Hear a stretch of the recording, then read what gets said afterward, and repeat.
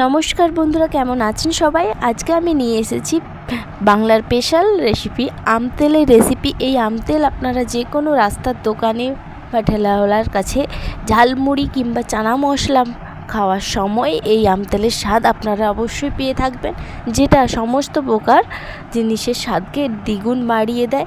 যেমন চানা মশলা এবং ঝালমুড়ি বানানোর ক্ষেত্রে এটা বিশেষ কাজে লাগে। তো এই আম তেল রেডি করার জন্য প্রথমে একটা আমি নরম দেখে আম নিয়েছি। গোটা আমকে সরু সরু করে ফালি করে নিয়েছি। তারপর তাতে লবণ এবং হলুদ মেখে নেব। হাতের সাহায্যে এটাকে খুব ভালোভাবে মেখে নিতে হবে। এবং আমি একটা এরকম কাঁচের বয়াম নিয়েছি। আপনারা যে কোনো কাঁচের বয়াম নিতে পারেন। পরিষ্কার করে তাকে ধুয়ে মুছে শুকনো করে নিয়েছি, যেন কোনো রকম জল না থাকে। তারপর তাতে আমি পরিমাণ মতো তেল নিয়ে নেব। তেলটা আপনারা আপনাদের ইচ্ছে মতো নিতে পারেন, ভর্তিও নিতে পারেন। আমি এখানে 50% মতো সর্ষের তেল নিয়েছি। এই আম তেলটা আপনাদের কিন্তু একেবারে সর্ষের তেলেই, খাঁটি সর্ষের তেল দিয়েই তৈরি করতে হবে। এবং আমি এই আম তেলটার সাথে নিয়েছি কিছু শুকনো মশলা, যেমন ধরুন ধনে, মৌরি, গোলমরিচ এবং 5 ফোড়ন, এলাচ, দারচিনি, লবঙ্গ, শুকনো লঙ্কা, তেজপাতা। আর পরে আমি জিরেটাও নিয়েছিলাম, গোটা জিরে, যেটা এর মধ্যে এই মুহূর্তে দেওয়া হয় না। তো আপনারা অবশ্যই গোটা জিরে 1 চামচ এর সাথে অ্যাড করবেন। আমি প্রথমে দুটো শুকনো লঙ্কা ওই কাঁচা তেলের মধ্যে দিয়ে দেব।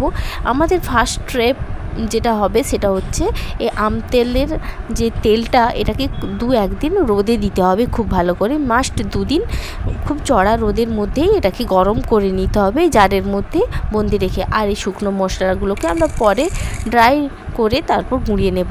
আমি রোদের মধ্যে এসে গিয়েছি বাইরে। এই আম এবং আম তেলটাকে আমি গোটা 2 দিন রোদ দেব, যাতে এই তেলটা কিছুটা গরম হয়ে যায় রোদের তাপে এবং আমটাও অনেকটাই শুকনো হয়ে আসে। তারপর আমি 2 দিন পর আমি আবারও রোদে দিয়েছিলাম। সেই মুহূর্তে আমি সেই শুকনো মশলাগুলোকে হালকা কড়াই ভেজে গুঁড়িয়ে নিয়েছি এবং সেটাই এর মধ্যে অ্যাড করতে এসেছি।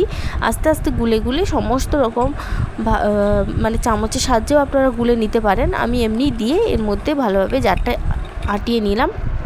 পরে এটা অমনি গুলে যাবে। এবং তৃতীয় দিন আমি শুকনো হয়ে যাওয়া আমগুলোও এর মধ্যে দিয়ে দিয়েছি। তারপর এই ভিডিওটা বানিয়েছিলাম, যেটা শুকনো লঙ্কা, আম এবং মশলা সব কিছুই কিন্তু এর মধ্যে পড়ে গিয়েছে। এটাকে আপনাদেরকে অবশ্যই টানা 7 দিন রোদ দিতে হবে। 7 দিন রোদ দেওয়ার পর এটার সেন্ট আপনার খুললেই বুঝতে পারবেন কি দারুণ হয়েছে। এবং এটা যে কোনো চানা মশলা বা ঝালমুড়ি বানানোর ক্ষেত্রে আপনার বাড়িতে ইউজ করতে পারেন।